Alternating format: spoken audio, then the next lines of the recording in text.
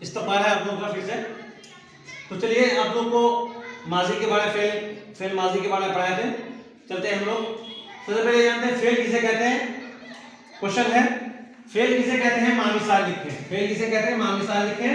اس کا جواب ہے فعل یعنی بھرب. وہ کرنا ہے جس سے کسی کام کا کرنا یا ہونا معلوم ہو. جیسے آنا جانا کھانا پینا بولنا. یعنی نانا پٹنا اور گولڈ والا سونا کے علاوہ جس بھی ورڈ کے آخر میں نہ آئے گا وہ بھرب کہلائے گا. چلیے اب آگے بڑھتے ہیں. دوسرے سوال میں ہے فاعل سبجیکٹ. تو فاعل کسے کہتے ہیں. ماں مثال لکھیں. سبجیکٹ کسے کہتے ہیں. ماں مثال لکھیں.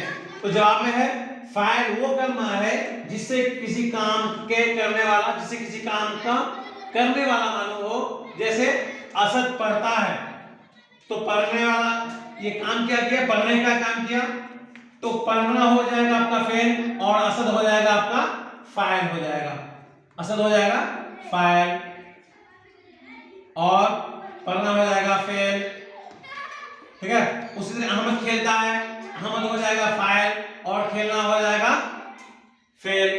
اسی طرح اور جو ہے منتظر لکھتا ہے تو منتظر ہو جائے گا آپ کا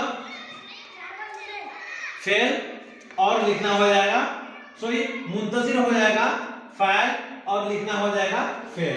چلیے اس میں آگے بڑھتے ہیں ہم لوگ. تھوڑا سا سوال ہے مفعول کسے کہتے ہیں یعنی آبجیکٹیو کسے کہتے ہیں. ماں مثال لکھیں. مفعول مطلب ہوتا ہے آبجیکٹیو. تو مفعول یعنی آبجیکٹیو وہ کلمہ ہے جس سے کام کا پتہ چلے یا فعل کا اثر فاعل پر پڑے. جیسے مان لیجیے وہ کتاب پڑھتا ہے. وہ کتاب پڑھتا ہے. حامد روٹی کھاتا ہے تو کتاب آپ کا ہو جائے گا مفعول. اسی طرح حامد روٹی کھاتا ہے تو حامد آپ کا ہو جائے گا فاعل. روٹی ہو جائے گا آپ کا مفعول. روٹی ہو جائے گا مفعول.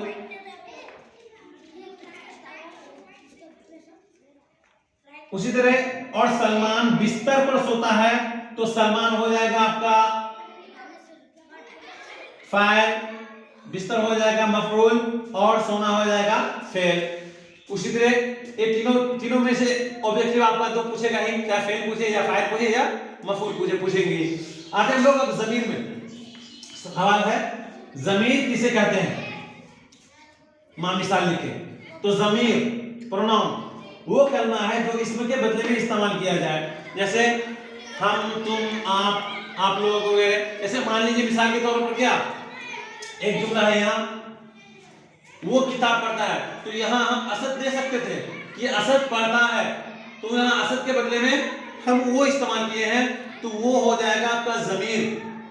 کوئی بھی اور ضمیر خاص طور پر جہاں دو جملے استعمال ہوتے ہیں وہی آتا ہے کہ پہلے جملے میں کسی چیز کا نام ہوتا ہے اور دوسرے جملے کے شروع میں اس طرف اشارہ کر کے وہ اس دیا جاتا ہے تو وہ ہو جائے گا آپ کا ضمیر. تو ضمیر میں کسی انسان کے بدلے میں جیسے مان مثال کے طور پر آپ لوگ ہیں. آپ لوگ کا نام نہیں لے سکتے ہیں تو آپ بول سکتے ہیں نام کے بدلے میں آپ بول سکتے ہیں.